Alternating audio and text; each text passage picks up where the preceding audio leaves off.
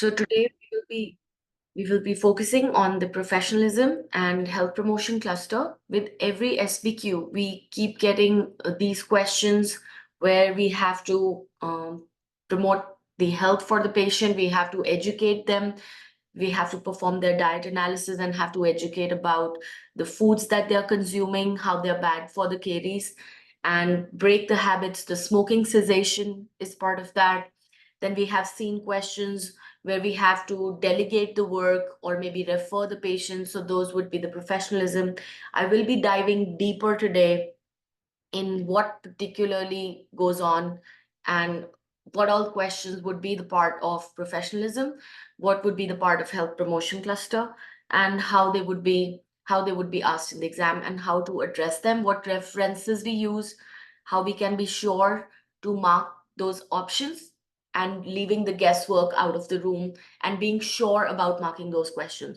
So I'm sure you have face that issue while addressing such questions, that sometimes there is a dilemma that what should be the ideal management or what should be the ideal option.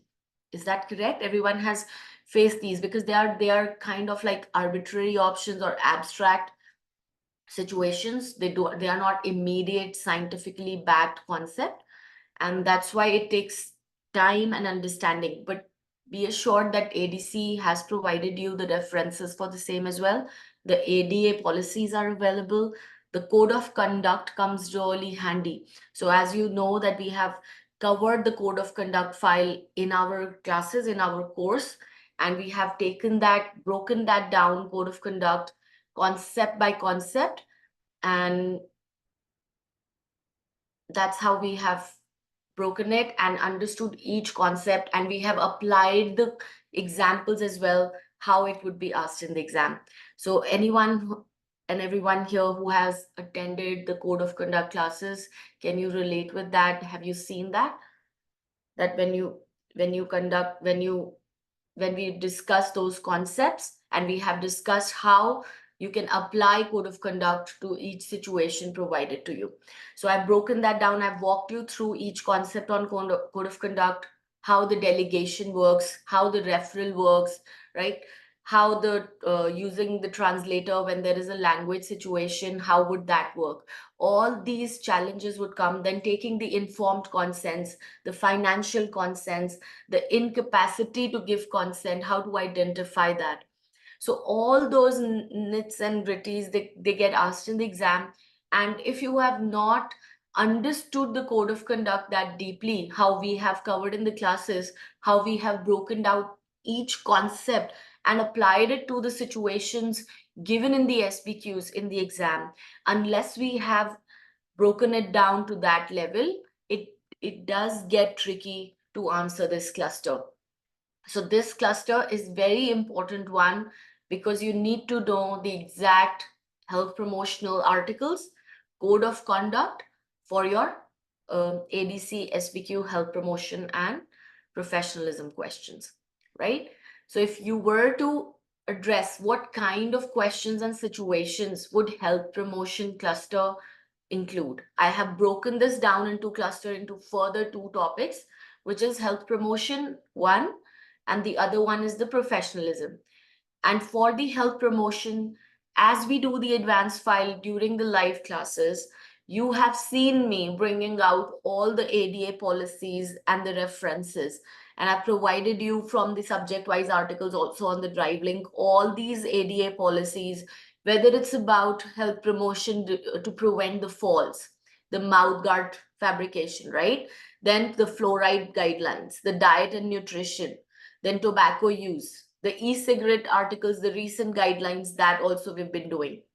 Then there are cases about the violence in the families and abuse victims, how they can be shy and they can be hiding, and what are the ADA policies are to handle the abuse victims, how to identify them, and then eventually ultimately address those based on the ADA policies, right? Then in ankyloglossia, we have seen a question where the teenage patient comes and she wants the tongue piercing. The mom is there, right? So we've done those. And then certain group of patients who maybe are not or do not have enough access to the oral health care, right? Or maybe who are in facilities or hospitals or residential care. All these are remote areas where you go for camps. All those questions, have you seen or not in the advanced file? Have we not been practicing that? So overseas dental treatment is a very peculiarly and a very prominently asked, again, another background. So you've seen that. So all these overseas elective dental treatment, overseas emergency dental treatment, tobacco use, all these policies and health promotional articles, when we do our advanced file questions, all these SBQs with different situational backgrounds, have we not been applying all these policies? So that is why health promotion options may look very arbitrary, again, only to those who are not preparing deep enough. So when you are looking at the ADA policies and the references, do they still seem arbitrary to us? Or they again become backed up by the policies, backed up by the studies, backed up by the ultimate guidelines? So every cluster in ADC, no matter the health promotion one, which is judgment based, which is absolutely judgment based, but a good judgment will come from what aspect? A good judgment comes from your guidelines and your references that you have prepared. In the exam, suddenly the bulb is not going to lit on. It is going to happen because you have these base, because you have understood these guidelines that were going under. All the ADA policies that you have read and prepared will help you make that judgment or not in the exam. Tell me, when you have prepared these policies and you have understood what the ADA suggests, then all these professionalism and health promotion questions, will they still remain arbitrary or just your guesswork or your intuitional or kind of like a judgment based? No. When you have done the homework, when you have prepared it from the references, again, that's how we prepare every cluster. When we go about information gathering and we answer what test to do, the ODEL, the TG, and all the articles that we prepare, right? As we are doing every week, as you have in clinical vignette classes, as you have in special topic classes. So all those articles that you are building, those are your building blocks for all these 4 clusters that you will be attempting in the exam. Does that make full sense?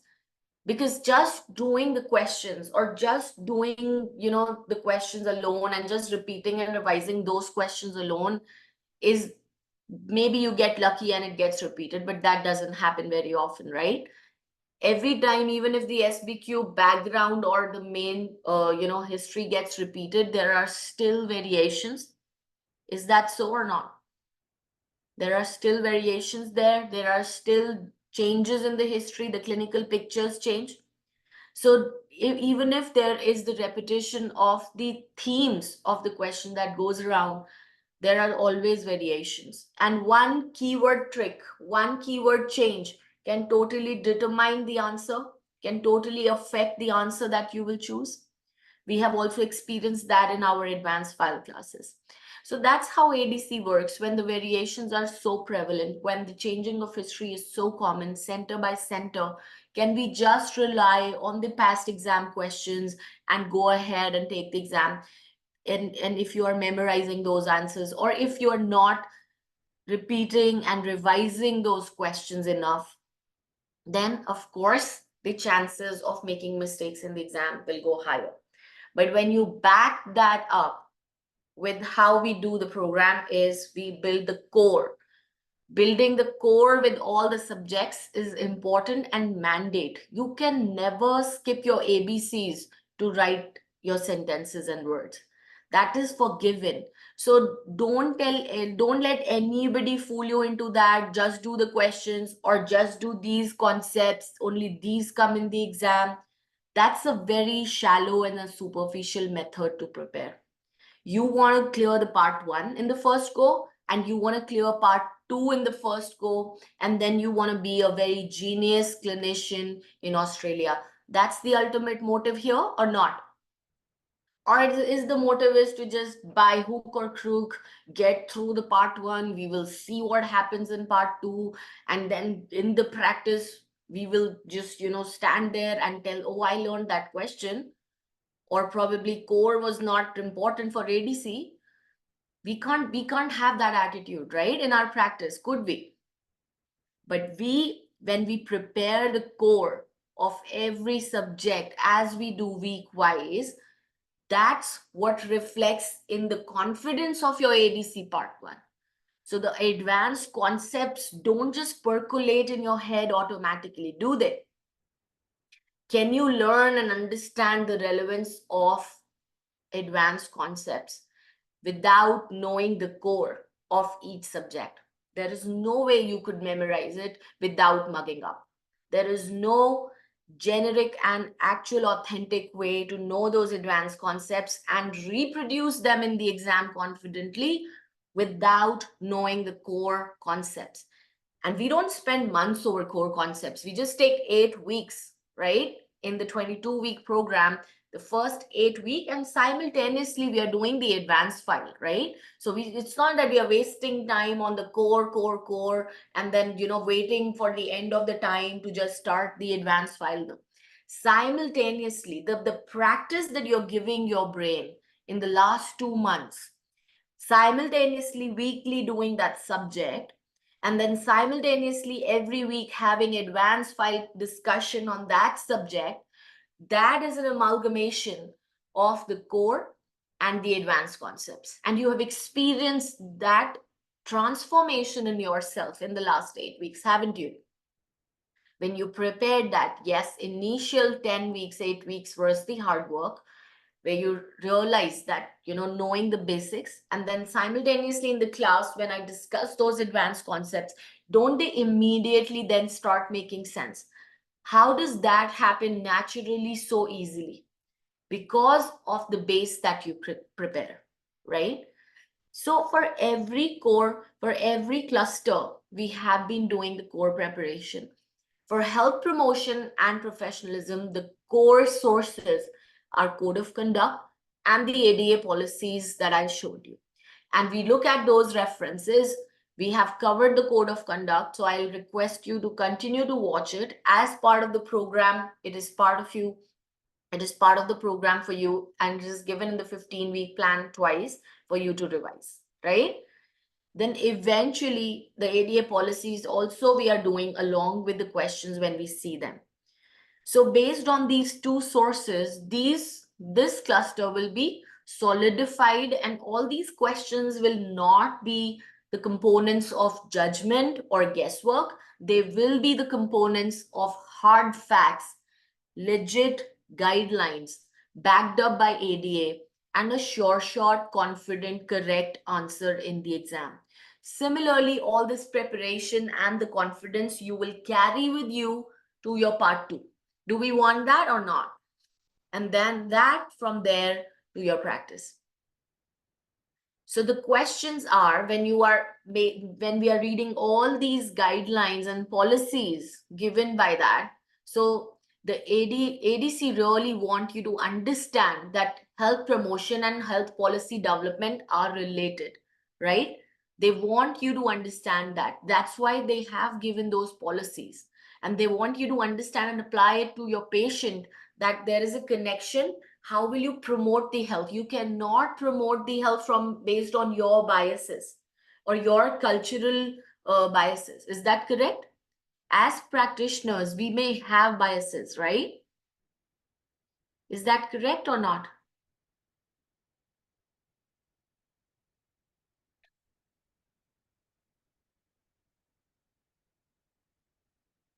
So ADC wants you to be able to actually tell your patients all the benefits or all the habits that you may be helping them to break, backed up by the policies. So that is a test of your policy understanding, and that's why we have collected all those and we learn and revise those, apply it to the exam. Then you would understand what are the social determinants that increases the patient's risk factors and behaviors and that can influence their health. So you have to understand in the history, the stress, their social history, their diet history, their cultural history, then the family situations going on. All these landscape is provided to you in the exam or not? Have we not experienced it or seen it in the histories? So they want you to understand all those factors, and they will put it here and there, embellished on the history, for you to pick up the keywords, identify them, and then ultimately apply it to the questions where you will educate your patient regarding that. Does that make sense? Right? Then apply the theories and principles of health promotion to improve oral and general health. So first you understand the patient's history, then you know that all this is a problem, right? I need to break in, I need to come in and educate my patient and promote health to them. And then ultimately, how will I apply the policies provided to me by ADA? And then you will improve by applying those principles, you will improve their health, right? And then you will design, implement, and evaluate health promotion strategies and programs. So you will ultimately, like we have done pregnancy questions, programs to educate the pregnant patients. The questions are framed like that. You're conducting a program addressing a group of pregnant women. How will you educate them? You're going in your residential care. You are conducting a program for the nurses there. You're going to the sports club, conducting a program for the sports player. Very common background in the histories in the exam, yes or no's? So they want you to understand the designing and implementing of the programs and the strategies. This is exactly, now when you look at it and look at these components, these are like 4 simple statements, but have they not completely broken down how the health promotion looks like to you? Now, how we have been doing all these cluster classes, tell me one thing. Now that when you see the questions, the SPQs, immediately you look at the question, you should be able to now break down in your head. Now it's showing up, right? Which cluster it's coming as and how it is affecting it. What is ADC wanting me to know? So ADC is not wanting to throw you off. They really want you to be very competent in knowing and understanding with the full-fledged all-round management of your patient, which starts from him presenting to your clinic, the information gathering regarding the chief complaint and other histories as well, the medical, the drug history, and the patient's chief complaint related history, then the social history, the diet history, and the other habits and behaviors which may be impacting the health, the oral health and the systemic health. So all this starts from information gathering. ADC wants you to be fully equipped on that. Coming to a diagnosis and then management, what would require. Then conducting the treatment plan, knowing the steps and in what phases you would divide it. And then alongside being professional while you conduct all of these, right? And then applying the health promotion component. Now tell me, is it not like a full map from a bird's eye view that you immediately see that this is the strategy, this is their actual criteria to know the 360-degree management of a patient? Once you are confident and see the bird's eye view of this entire layout of the exam, it just becomes the matter of, the your preparation, revision, and how strongly you remember the scientific concepts. To be very honest, then it becomes the game of how much you know, and how much you know plus how much you memorize on that day. That's important, right? That's why I keep on saying, revise, revise, revise. Watch the classes again and again and again. In advanced file, with one question, I give you about 10 concepts. 2-3 variations we do. At least with each question, 5 to 10 concepts we are easily learning with each question, right? So can you think, like, do you think when you watch the class first, on the live class, you can memorize all of it? Do you actually know scientifically how much can your brain retain when you watch anything first time? Especially when the concern is to memorize and learning, not just receiving information. We are not receiving information. The purpose of the classes is not to receive only. It is also to receive, process, understand, and then memorize. Is that correct? That's the complete loop. Me speaking and you listening is just one aspect of it. There is you understanding, there is you processing it, and then storing it in your long-term memory to be able to come out of the, come out of your brain in the exam.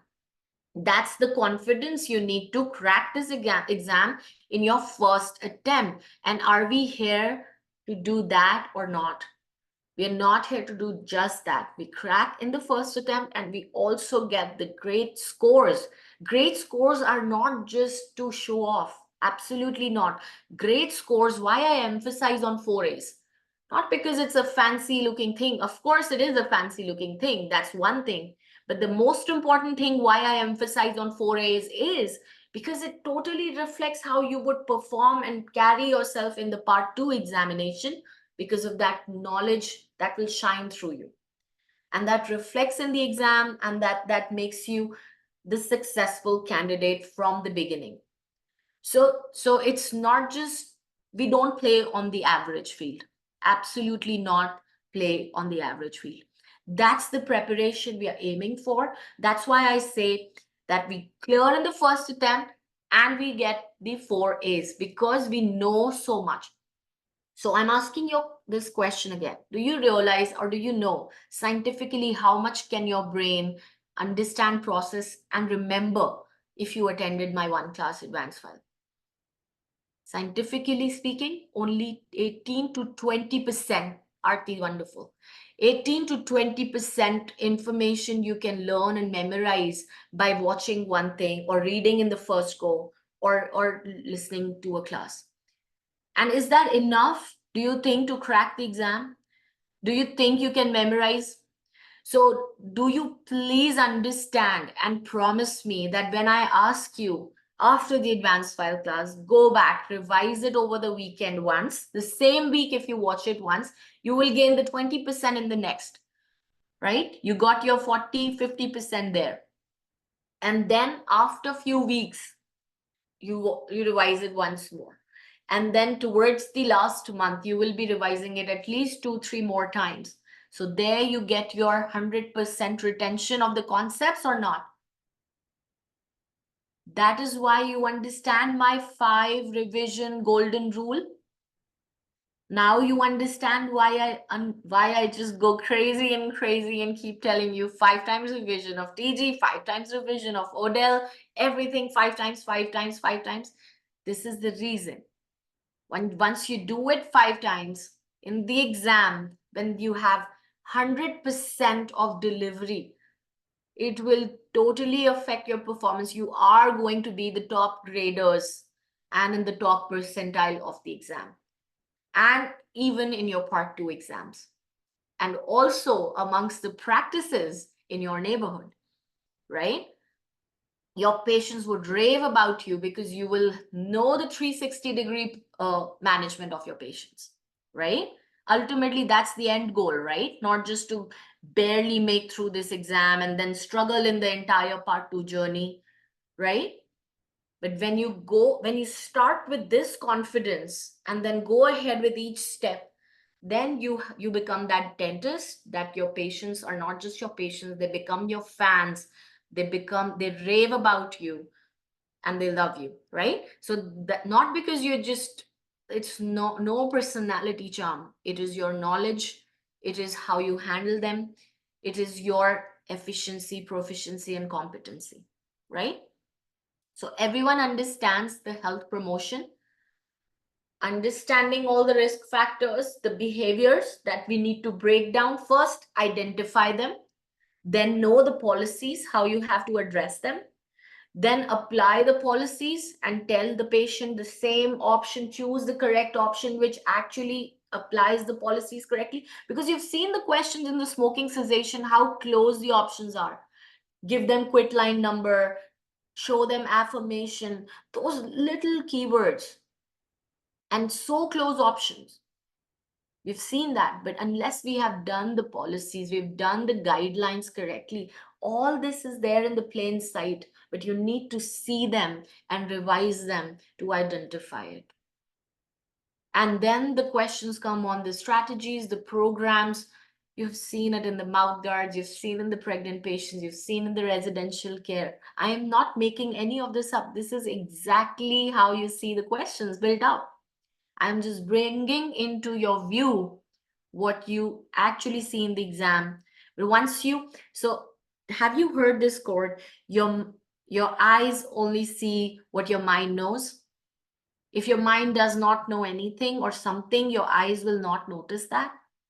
It's as clear as that. So something can be in your plain sight and you will not notice it because your mind does not know. So your mind, your eyes will only see what your mind knows. And once I've covered all these cluster classes, your mind understands it. And when you see those questions now, your eyes will notice that. And that's what we are aiming for here. Okay. Now the professionalism. So this is again one cluster, but you know that the questions will look differently, right? So for the professionalism, you first should be able to provide culturally safe care to diverse group and populations, recognizing their barriers to accessing care, responding to the distinct need of those at increased risk of poor oral health. Again, your pregnant patients, your residential care dementia patients, your younger children who are playing sports, drinking sports drinks, then culturally affected populations, the Vietnamese lady that we did, Mrs. Hong case, all these situations, diverse group, indigenous populations, right? Certain groups, certain populations, can be from the culture, can be from their sport background, can be from their medical history background or their pregnancy situation. The groups and populations can be divided based on lots of criteria, and ADC is covering many of those, right? Then some naturopathic believers, right? It's nothing wrong in believing in naturopathy, but we, as if it's afflicting their physical health, oral health, you have to intervene, right? Then anti-vaxxers, all these are the situations that you have to professionally handle. You cannot project your biases on them. Is that correct? You understand? And all these are coming, right? My first very important thing I want you to know is your biases would be there. Address them, acknowledge them, and then see that is it coming out of my bias or is this coming from a policy or a guideline or a reference that I saw in the class? Does that make sense? That's a way to approach it. You cannot shut your biases immediately, right? Your instinctual answer would be something, and you have to acknowledge it first and tell yourself, okay, this is my instinctual answer based on what I've seen in my native country or in my way of practicing or from my upbringing or my social background. But is this instinct coming from my background or is this actually what I've read in a guideline? That immediately gives you a good judgment. And then you say, okay, the guideline says this, and that is why the answer. I may feel about this something else, right? Then, because we have seen the amalgam removal questions, right? Where the patient is not understanding also what you have tried to educate them. So have we not done the amalgam removal policies? What the ADA says about it? Yes or no's? Because your biases could be, unless we see the policies, we will always answer with our biases. You have to recognize that. Is it coming to you? Is it really making sense to you that if you did not have those policies and guidelines and scientific way to answer those questions, you would only use your instinctual bias compass to answer these questions? Am I right when I say that? So do we have to eliminate that bias compass and get our ADA policy compass? And we did those amalgam removal questions because when we were doing that in the class, immediately everybody was giving me the answer based on their own instinct. For the teenage questions, we saw that when we were discussing that in the class with the piercing, the biases were coming out. Isn't that true? We have seen that in the class discussion. Do we see it or not with our peers and in our group? We see that, right? And then what happens? We bring a reference, we bring a policy, and we disperse all that, and that becomes our compass to mark the correct answer, right? So that's the motive, and that's the confident way to answer an exam. So you have to recognize the importance of self-determined decision making, partnership, collaboration, and which is driven by the individual, family, and community. So you have to bring the patient as the self, like patient should be in the center of decision making, consents, and then you have to see what is your scope, what is your ability and competency in providing a treatment. And there's no harm in recognizing that this is beyond your comfort zone, the particular treatment. Like we have seen the questions on denture going wrong and wrong and wrong for the Parkinson's patient, the combination syndrome. Is there any harm to refer the patient to prosthodontist, where you know he would do the, and acknowledging the fact that you're not getting it right, and then reimburse the patient for all those visits and all that, right? Because they did give you the time and the money, and the outcome was not as they desired, and because your abilities were not to give such a complex denture. And there's no harm in recognizing one's own abilities and scope. Dentistry is vast, has multiple disciplines. That's why we have the specializations, and every specialist is limited in other specialities. Is that correct? So as general dentists, we are amazing at recognizing, identifying the patient, looking at their mouth wholesome, and then knowing what discipline would be needed. So general dentists are equipped with that power of immediately identifying the overall bird's eye view in the patient and their overall treatment plan. Is that correct? Because as specialists, you also get trained to just look at your discipline. With general dentistry, you still retain that eye to identify all the problems as well. Does that make full sense? So that's also another important skill that you will be tested upon, knowing where to refer, knowing to where bring in the specialists. And these questions are repeatedly asked in the exam in multiple SBQs. Then apply all the questions and dealing all the practices that you're providing to the patient based on the code of conduct. Cannot emphasize enough. Please watch the code of conduct classes again and again, because all those minor explanations that I've given you, they will immediately directly get attached to the exam's question. Then you have to recognize the violence cases, right? You will have to assure the safety, and you will provide information and refer as required. So even when you have identified it, despite the patient having admitted it to you, you have a role. Just because they want to keep it confidential, that's not how you manage it. We do it policy wise, and your patient's safety is your concern. So identifying domestic and family violence, child abuse are of crucial importance and gets repeatedly asked in the exam. You should apply the principles of open disclosure in incident management, review adverse events, and implement changes to reduce the risk of recurrence. So any incident injury, incident management, you know what is it, right? It's the incident injuries that can happen in infection control guidelines. We have covered the incident management, or any other adverse events that has occurred, how you will train the staff to reduce it, how you can prevent its recurrence, how will you manage when it happens, or when there is a file breakage, the root fracture because of incomplete or improper extraction planning. All this is covered under professionalism. Is that correct or not? So all these questions we are anyways doing. When I cover the clusters, there's nothing new that we will go on and do in the advanced file class. We are already doing all of it. But what I'm trying to do is I'm trying to teach your mind all these points so that they can identify, your eyes can identify this in the exam when you look at the questions. Because that understanding and knowledge will give you power and confidence and surety, and you will go right almost every time. That's my motive, to make you go right on every single question. Is that correct? Are we going to achieve that or not?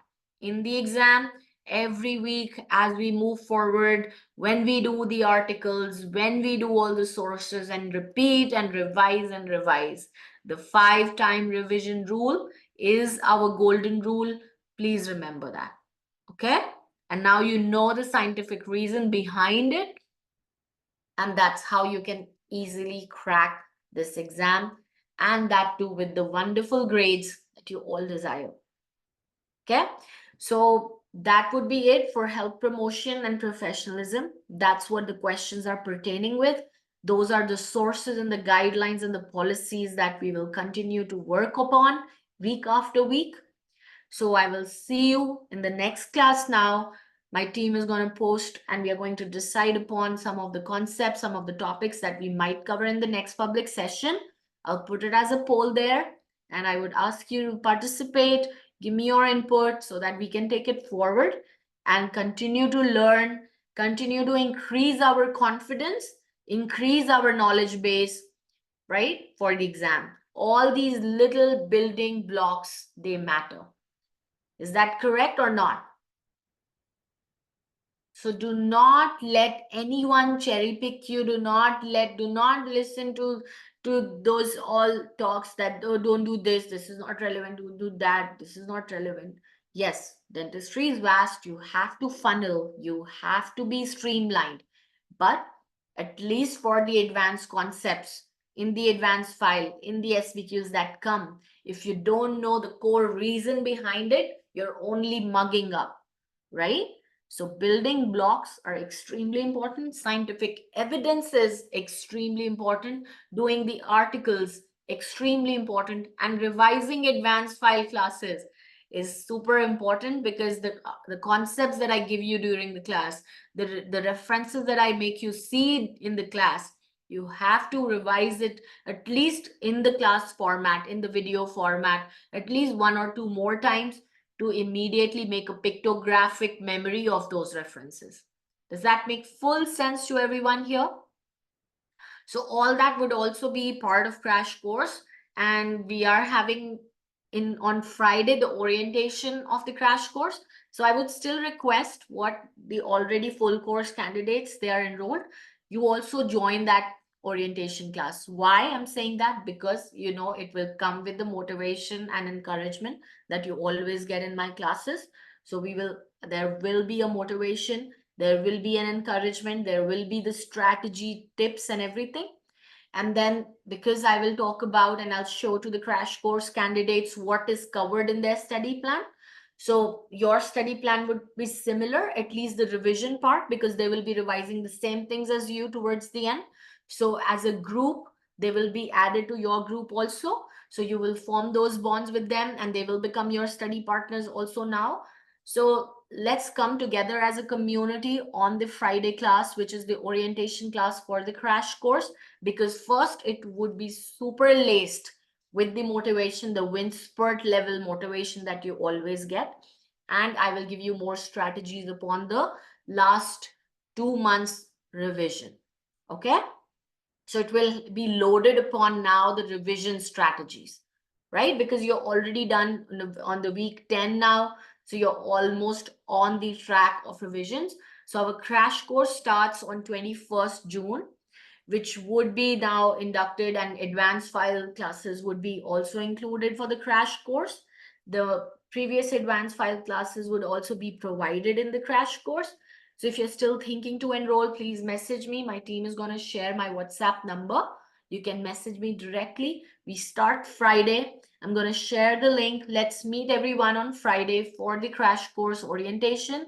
I will talk about the revision strategies now for the exam on that class. So already enrolled candidates also please join, because you will also learn a lot from that session, right? After the technical explanation to the crash course study plan and everything, we will talk about the preparation strategies, the revision strategies needed for the ADC exam, right? So yeah, that would be it. And thank you so much for being the fabulous audience. I hope you learned a lot today about the professionalism and health promotion cluster. And now you feel more confident and you feel at ease. And there is some little bit lesser anxiety to what can be asked or what my approach should be when answering such questions, right? So thank you so much for being the fabulous audience that you always are. And I'll see you very soon on Friday for the orientation of the crash course, and which would be also our strategy discussion for the revision for the ADC exam, right? Thank you so much. Thank you everyone for being the fabulous audience, and have a fabulous night, good evening, and let's connect soon. Thank you. Bye-bye.